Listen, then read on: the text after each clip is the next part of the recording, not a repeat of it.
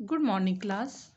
बच्चों, आज हम एक निबंध पढ़ेंगे। आपने हाफ ईयरली एग्ज़ाम के लिए 3 निबंध पढ़े थे। अब हम फाइनल एग्ज़ाम के लिए फिर 3 नए निबंध पढ़ेंगे। उसमें पहला निबंध मैंने चुना है एक त्यौहार पर आधारित, यानी होली। अब मार्च में होली भी आने वाला है, फरवरी मार्च में, तो हम एक त्यौहार पर आधारित एक निबंध को पढ़ते हैं।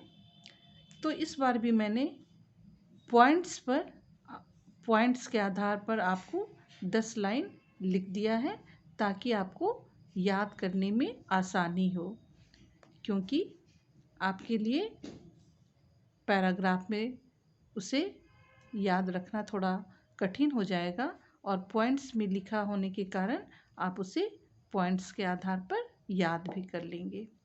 तो यहाँ 10 लाइन मैंने होली पर एक निबंध लिखा है। आप सभी जानते हैं होली रंगों का त्योहार है। तो मैंने पहली पंक्ति में लिखा है होली रंगों का त्योहार है। दूसरी पंक्ति में लिखा मैंने यह 2 दिनों का त्योहार है। आप सभी जानते हैं कि यह 2 दिन का त्यौहार है, क्योंकि होली के पहले दिन भी होलिका दहन होता है।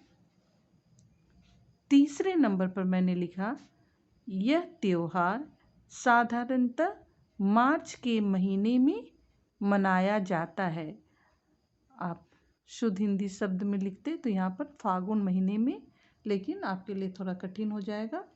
अगर आप चाहें तो यहाँ पर यह भी लिख सकते हैं कि यह त्यौहार साधारणतः फागुन महीने में मनाया जाता है, लेकिन आपको याद रहे इसलिए मैंने यहाँ पर मार्च लिख दिया है। अगला है होली के त्यौहार के एक दिन पहले होलिका दहन होता है। तो आप जानते हैं कि होली के एक दिन पहले होलिका दहन भी होता है, यानी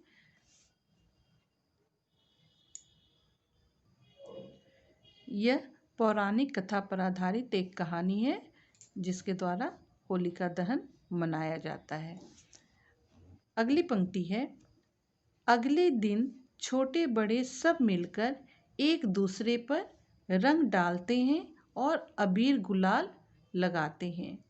तो यह लाइन थोड़ी बड़ी हो गई है, आप यहाँ तक भी लिख सकते हैं अगले दिन छोटे बड़े सब मिलकर एक दूसरे पर रंग डालते हैं। आप यहाँ तक भी लिख करके छोड़ सकते हैं, मैंने इसे और भी आगे बढ़ा दिया है, और अबीर गुलाल लगाते हैं। आप यह भी लिख सकते हैं कि दूसरे दिन लोग एक दूसरे को अबीर गुलाल लगाते हैं। अगली पंक्ति है चारों ओर खुशी का वातावरण होता है, यानी चारों ओर सभी त्योहार के कारण एक दूसरे से मिलते जुलते हैं, इसलिए चारों ओर खुशी का माहौल होता है। अगला है इस दिन लोग तरह तरह के पकवान बनाते तथा खाते हैं।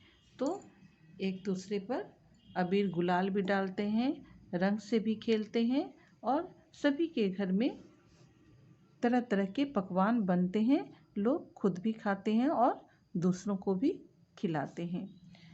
बच्चों को इस त्यौहार में बहुत मज़ा आता है। ख़ास तौर पर यह रंगों का त्यौहार है, इसलिए बच्चे इस त्यौहार में बहुत ही खुश होते हैं, क्योंकि एक दूसरे को पर रंग डालते हैं और खुशी से इस पर्व को मनाते हैं। यह भाईचारे, मेल मिलाप और खुशियों का त्यौहार है। तो त्यौहार के एक ऐसा पर्व है, कोई भी त्यौहार लोग जब खुशी से मनाते हैं तो आपस में एक दूसरे से मिलते हैं, और जब आपस में एक दूसरे से मिलते हैं तो सभी एक दूसरे के बीच अपनी खुशी को बांटते हैं। तो यह आपस में सबके प्रेम को भी दर्शाता है, क्योंकि सभी एक दूसरे से मिलते और जुलते हैं। लास्ट है, इसे मिलजुल कर मनाना चाहिए। तो कोई भी त्यौहार हमें मिल कर के एक दूसरे से मिलजुल कर मनाना चाहिए और एक दूसरे के बीच में अपनी खुशियों को बांटना चाहिए। तो इससे वहाँ का वातावरण जो होता है बहुत ही खुशनुमा हो जाता है और सभी प्रसन्न रहते हैं। तो कोई भी त्यौहार जो होता है एक दूसरे के बीच खुशी को बांटता है और लोगों के बीच खुशी को दर्शाता है।